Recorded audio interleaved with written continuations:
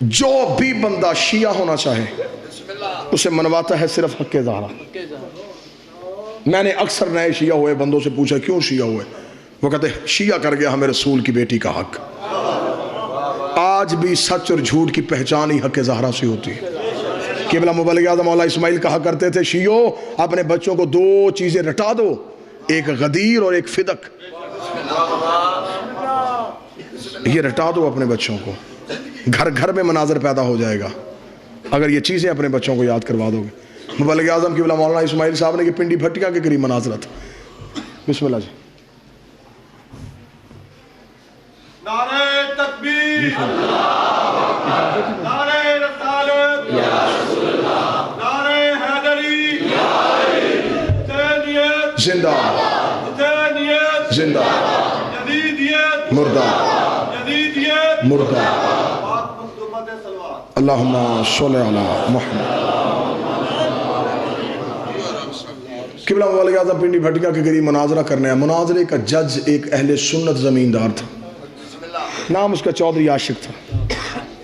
قبلہ مبلغ اعظم be be کی حق میں بحث کرتے رہے، مناظرہ ہوتا رہا۔ دوپہر کا وقت ہوا، طے یہ پایا کہ پہلے نماز ادا کی جائے، نماز کے بعد پھر مناظرہ ہوگا۔ اس چک کا مولوی جو قبلہ مبلغ اعظم سے مناظرہ کر رہا تھا، نام بھی قبلہ مبلغ اعظم کی کتاب اس کا لکھا ہے، مولانا نور محمد اس کا نام تھا۔ یہ نماز پڑھانے کے لیے مسجد میں گیا، اہل سنت جتنے تھے اس کے پیچھے نماز پڑھنے کے لیے کھڑے ہو گئے۔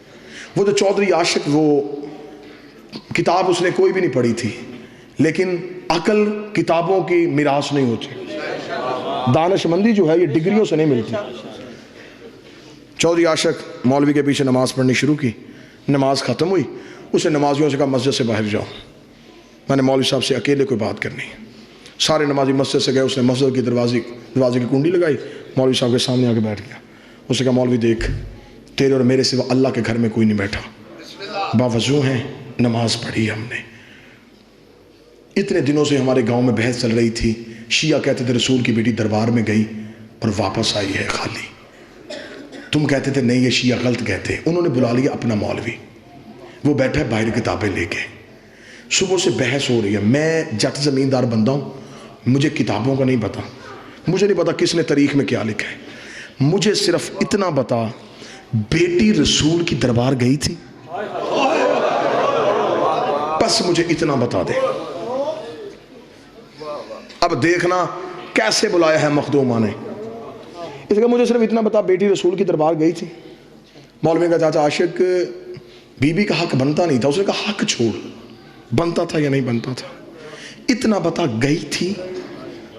اس نے کہا ہاں یہ کتابوں میں لکھا گئی تھی۔ اس نے کہا چپ، اب اتنا بتا دے واپس خالی آئی ہے یا حق لے کے آئی ہے؟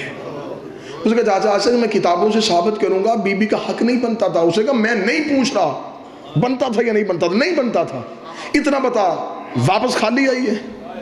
اس نے کہا ہاں چاچا عاشق خالی ہے۔ اس نے کہا اٹھ ختم کر مناظرہ، ہم نے بحث نہیں کرنی، جیت گیا وہ شیعوں کا مولوی۔ اس نے کہا کیوں، کس بات پہ مناظرہ ختم کروا رہا ہے؟ اس نے کہا مولوی محراب میں بیٹھا ہے، سر پہ قرآن رکھ کے بتا میں مر جاؤں، میرے مرنے کے بعد میری بیٹی کسی کمی کے دروازے پہ چلی جائے، جا کے کہ میں چودھری عاشق کی بیٹی ہوں، مجھے فلاں چیز کی ضرورت ہے، بتاؤ اس کا بنتا ہے؟ کہنے لگا نہیں بنتا، دو گے یا نہیں دو گے؟ کہنے لگا کیسے نہیں دے گے، بیٹی جو تیری۔ اس نے کہا شرم نہیں آتی، میری بیٹی کا حیا کرتے ہو، محمد کی بیٹی کا کسی نے، میری بیٹی کا احترام کرتے ہو، رسول کی بیٹی کا کسی نے؟ اس نے روتے ہوئے کہا چلی جو گئی تھی نا، نہیں بنتا تھا، آ جو گئی تھی، اور بیٹی تو دشمن کی بھی گھر آ جائے خالی نہیں بھیجتے، آ جو گئی تھی دربار میں۔ اتنا کہنے کے بعد چودھری عاشق مسجد سے نکلا جہاں مبلغ اعظم بیٹھا تھا، ہاتھ جوڑ گیا تھا مبلغ اعظم، اور مولوی اسماعیل پڑھا کلمہ، مل گئی مجھے ہدایت۔ حق نہیں سی دینا، نہ دیندے، کوئی لمبی تاریخ دے دیندے۔ ہائے ہائے، میرا بھائی علی عباس کہتا ہے حق نہیں دینا تھا نہ دیتے، کوئی لمبی تاریخ دے دیتے۔ محمد کی بیٹی، یہی جملہ مولانا اسماعیل نے کہا جب چودھری عاشق نے مولوی اسماعیل کے قدموں پہ ہاتھ رکھا، دیکھ کے کہا پڑھا کلمہ۔ مولوی اعظم مولانا اسماعیل نے کہا چودھری عاشق بات پوری سن ہے، انہوں نے خالی نہیں بھیجا، سر کے بال سفید کر کے گئی، اٹھتی بیٹھتی گئی، کر گیا ہے دنیا کو حق کی پہچان حق زہرا. دو جملے سننا مصائب کے. رونے کی راتیں ہیں، کل کی ایک رات ہے. کل کی رات شہیدوں کی رات ہے، اگلی رات غریبوں کی رات ہے. کل تک زینب کا ہر رشتہ موجود ہے. کل رات تک زینب کا غازی بھی ہے، زینب کا اکبر بھی ہے، زینب کا قاسم بھی ہے. اگلی رات میں اجڑ گئی ہے زینب. دو جملے اس شہزادے کے سننا جس کے لیے علامہ عرفان حیدر آبادی نے کہا تھا اکبر کی شہادت پڑھے وہ جس نے پڑھنے کے بعد مر جانا ہو. اکبر کی شہادت سنے وہ جس نے سننے کے بعد مر جانا ہو. نہیں برداشت ہوتی قبر میں بھی حسین سے اکبر کی شہادت. آقا مہدی نے حسین کی قبر پہ کھڑے ہو کے اکبر کی شہادت پڑھ دی. آدھی رات کو اپنے گھر میں چیخوں کی آواز سن کے آقا مہدی نے بستر چھوڑا. آقا مہدی نے دیکھا اس کے گھر کے برآمدے میں ایک کالے برقعے والی بی بی رو رہی ہے. آقا مہدی نے دیکھا کہ بی بی من انت تو کون ہے؟ رو کے کہتی پردہ کر میں محمد کی بیٹی زہرا ہوں. زہرا کا نام آنا. آقا مہدی نے ہاتھ جوڑے رو کے کہتا بی بی میرا اتنا مقدر نوکر کے گھر آئی ہے. رو کے کہتی تجھے سمجھانے آئی ہوں آج کے بعد میرے حسین کی قبر پہ اکبر کی شہادت نہ پڑھنا. آقا مہدی کہتا بی بی میں نے کوئی روایت غلط پڑھی ہے.